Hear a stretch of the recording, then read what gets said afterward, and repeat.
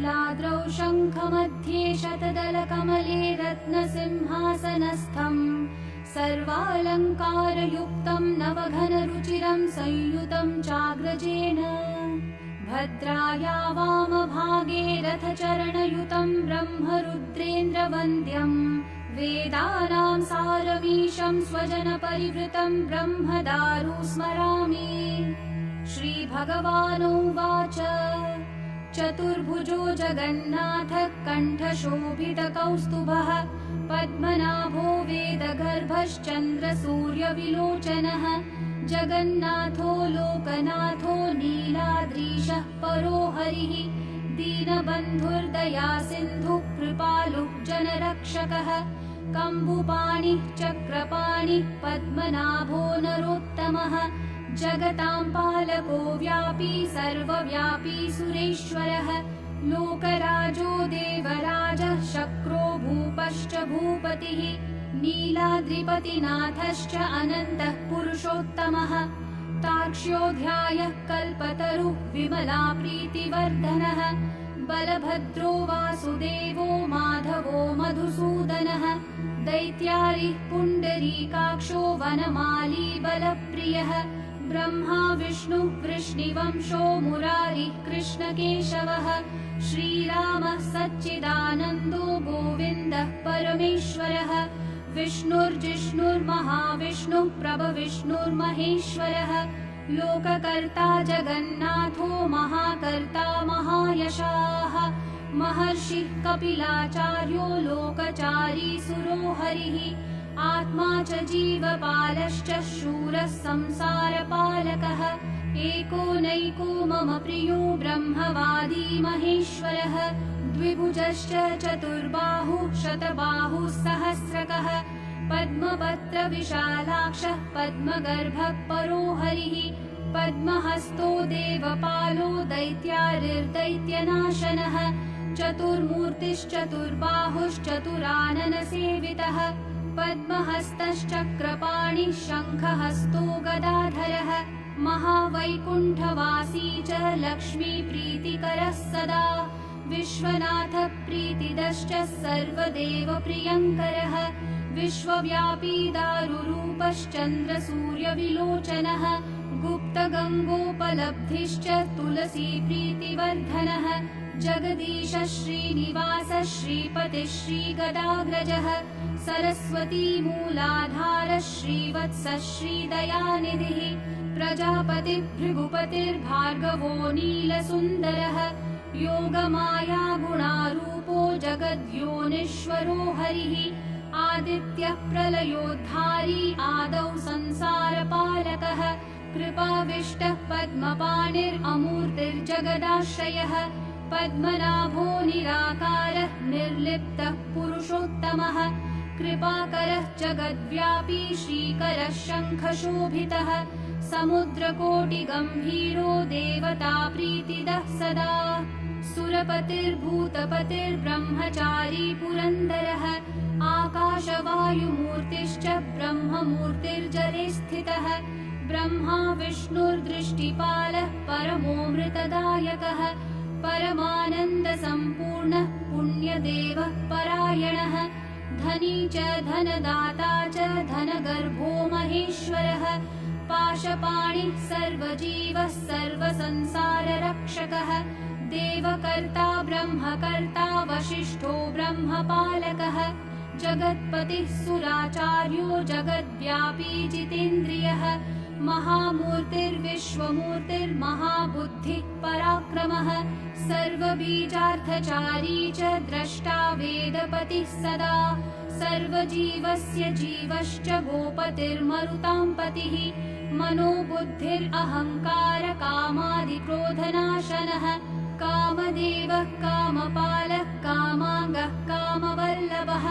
शत्रुनाशी कृपासिन्धुः कृपालुः परमेश्वरः देवत्राता देवमाता भ्राता बन्धुः पिता सखा बालवृद्धस्तनूरूपो विश्वकर्मा बलो बलः अनेकमूर्तिः सततं सत्यवादी सताङ्गतिः लोकब्रह्म बृहद्ब्रह्म स्थूलब्रह्म सुरेश्वरः जगद्व्यापी सदाचारी सर्वभूतश्च भूपतिः दुर्गपालक्षेत्रनाथो रतीशो रतिनायकः बली विश्वबलाचारी बलदो बलिवामनः दरह्रासः शरच्चन्द्रः परमः परपालकः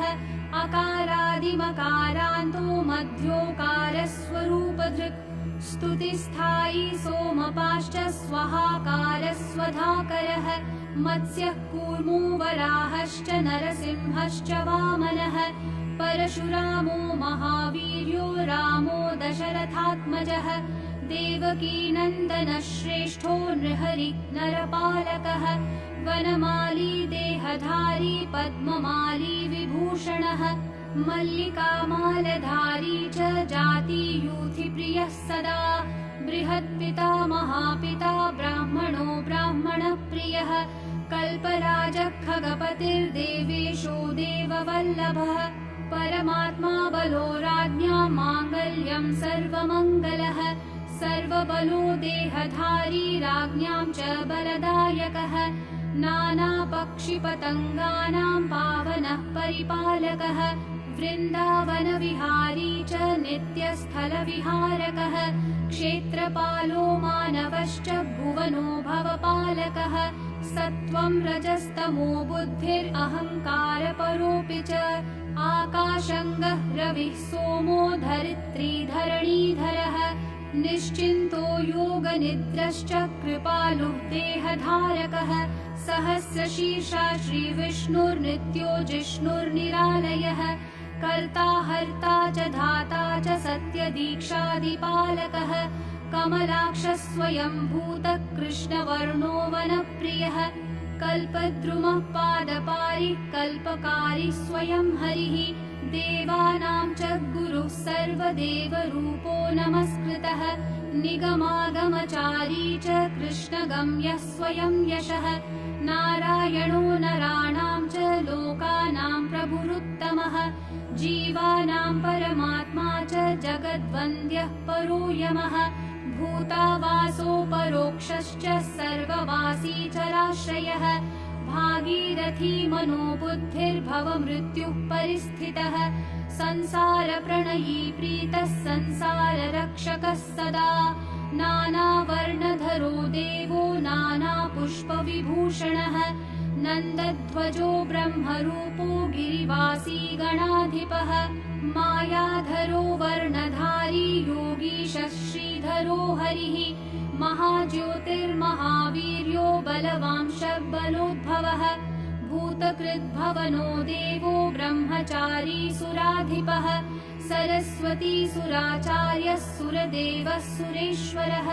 अष्टमूर्तिर्धरो रुद्र इच्छामूर्तिः पराक्रमः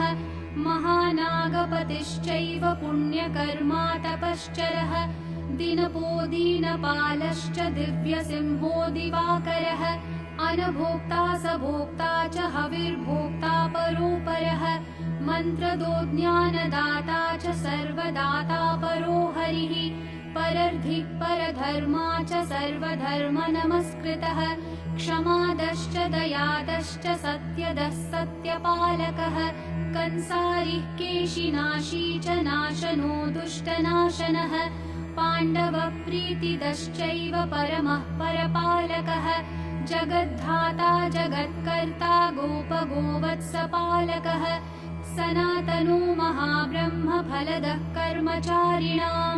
परमः परमानन्दः परर्धिः परमेश्वरः शरणः सर्वलोकानां सर्वशास्त्रपरिग्रहः धर्मकीर्तिर्महाधर्मो धर्मात्मा धर्मबान्धवः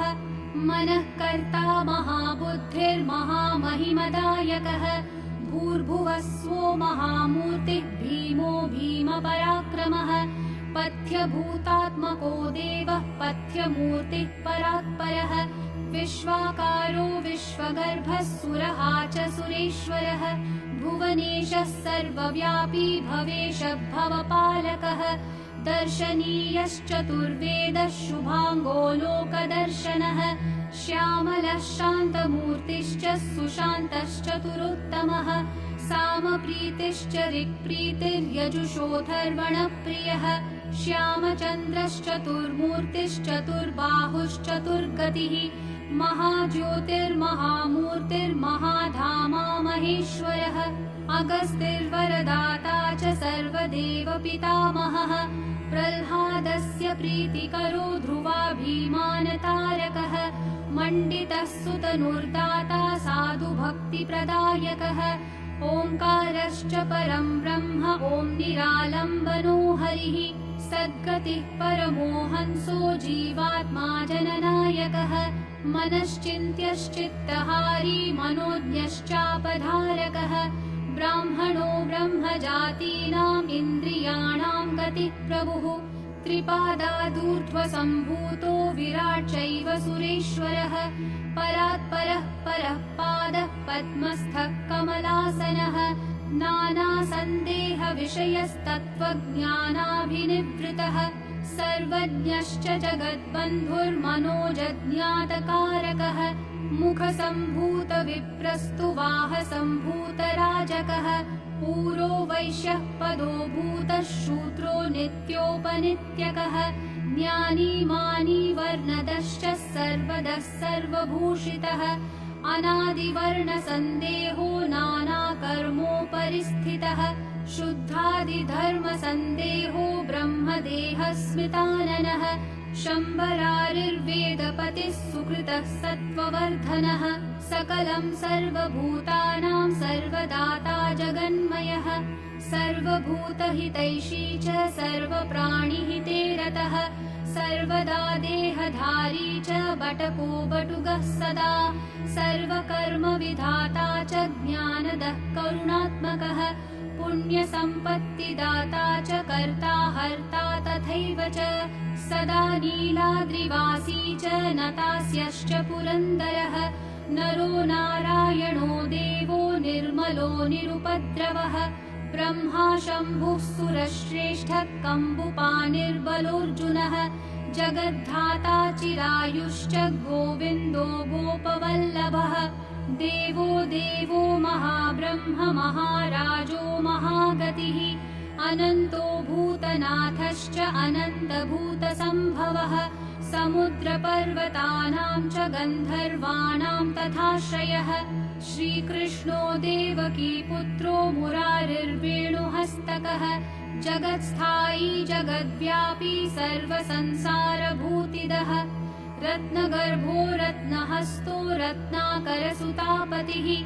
कन्दर्परक्षाकारी च कामदेव पितामहः कोटिभास्करसञ्ज्योतिः कोटिचन्द्रसुशीतलः कोटिकन्दर्पलावण्यः काममूर्तिर्बृहत्तपः मथुरापुरवासी च द्वारिको द्वारिकापतिः वसन्तऋतुनाथश्च माधवप्रीतिदः सदा श्यामबन्धुर्घनश्यामो घनाघनसमद्युतिः अनन्तकल्पवासी च कल्पसाक्षी च कल्पकृत् सत्यनाथः सत्यचारी सत्यवादी सदा स्थितः चतुर्मूर्तिश्चतुर्बाहुश्चतुर्युगपतिर्भवः रामकृष्णो युगान्तश्च बलभद्रो बलो बली लक्ष्मीनारायणो देवः शालग्रामशिलाप्रभुः प्राणोपानः समानश्चोदानव्यानौ तथैव च पञ्चात्मा पञ्चतत्त्वं च शरणागतपालकः यत्किञ्चिद्दृश्यते लोके तत्सर्वं जगदीश्वरः जगदीशो महद्ब्रह्म जगन्नाथाय ते नमः जगदीशो महद्ब्रह्म जगन्नाथाय ते नमः जगदीशो महद्ब्रह्म जगन्नाथाय ते नमः।